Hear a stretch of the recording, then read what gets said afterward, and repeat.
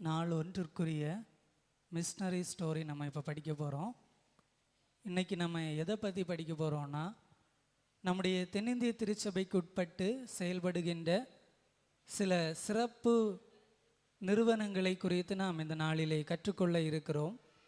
முதலாவதாக இந்த நாளிலும் நாள் ஒன்றிலே ஐரேனிபுரம் பார்வையற்றோர் பள்ளி, இந்த பள்ளி எத்தனை பேர் போயிருக்கீங்க, எத்தனை பேர் கேள்விப்பட்டிருக்கீங்க?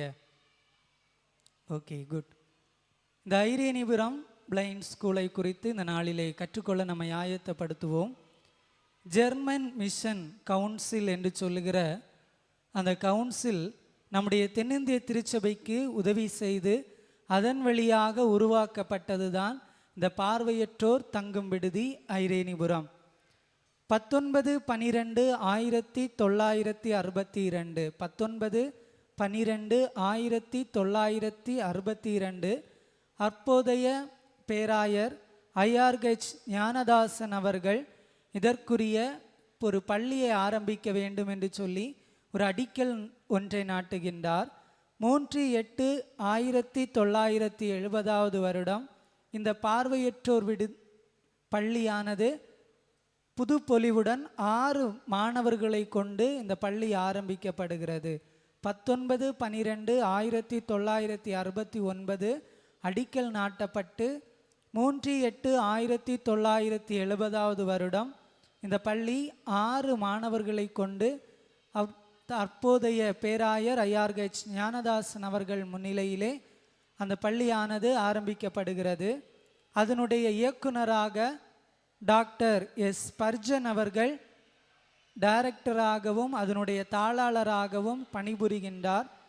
1971 மிஸ்டர் WA ஸ்டெயின் மற்றும் டாக்டர் பிளாஸ்டிமேரியர் என்பவர்கள் இந்த மிஷன் ஆஃப் பிளைண்ட் பார்வையற்றோருடைய அருட்பணி என்று சொல்லுகிற இயக்கத்தை சேர்ந்தவர்கள் ஜெர்மன் நாட்டிலிருந்து நம்முடைய குமரி மாவட்டத்திலே இந்த பார்வையற்றோர் இந்த பள்ளியை பார்வையிடுவதற்காக வருகின்றனர்.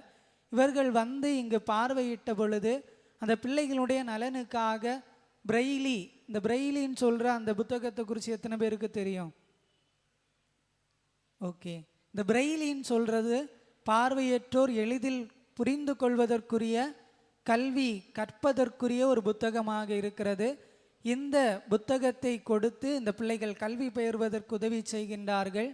1971 26 மாணவர்கள் இணைகின்றார்கள்.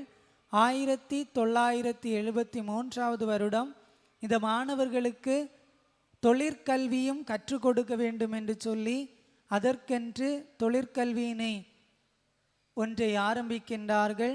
அதனைத் தொடர்ந்து இந்த பிள்ளைகளுக்கு இயேசுவை குறித்து கற்றுக் கொடுக்க வேண்டும், இயேசு என்பவர் யார் என்று இந்த பிள்ளைகள் அறிந்து கொள்ள வேண்டும்.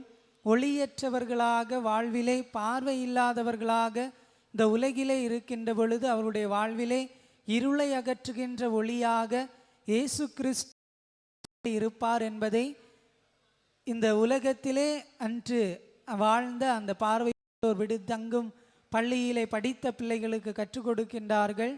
1974 இவர்களுக்கு தொழிற்கல்விக்கு அடிப்படையாக இதற்கு மேலாக இசையிலும் பிள்ளைகள் சிறந்தவர்களாக விளங்க வேண்டும் என்று இசையினை கற்றுக் கொடுக்கின்றார்கள். அதற்கென்று இசை ஆசிரியரை நியமிக்கின்றார்கள். 1987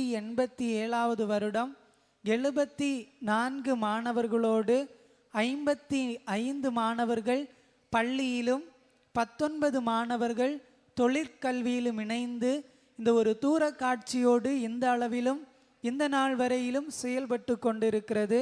இன்னுமாக 1986 நேஷனல் லெவல் செஸ் போட்டியிலே இந்த பார்வையற்றோர் தங்கும் விடுதியிலே இருந்த மாணவர்கள் பங்கு பெற்று சீனியர் பெண்கள் பிரிவிலே S. ஸ்வர்ண பாக்கியம் என்பவர்களும் ஆண்கள் பிரிவிலே K.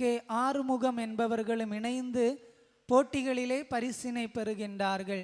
இந்த உலகத்திலே வாழ்கின்ற மனிதர்களிலே சில குறைபாடுகளோடு இருந்து இந்த உலகத்திலே ஒதுக்கி வைக்கப்பட்டவர்களாக இருந்தவர்களுக்கு ஒளி கொடுக்க வேண்டும் என்று சொல்லி நம்முடைய குமரி பேராயம் அப்போதைய பேராயராகிய ஐஆர்ஹெச் ஞானதாசன் அவர்களுடைய முன்முயற்சியினாலே இன்றளவிலும் அந்த பார்வையற்றோர் பள்ளி செயல்பட்டு கொண்டிருக்கிறது.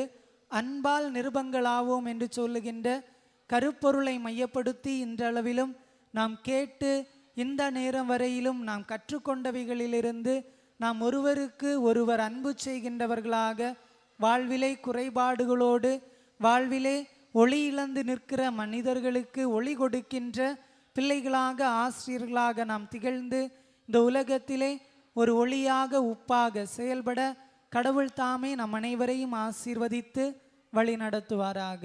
ஆமென்.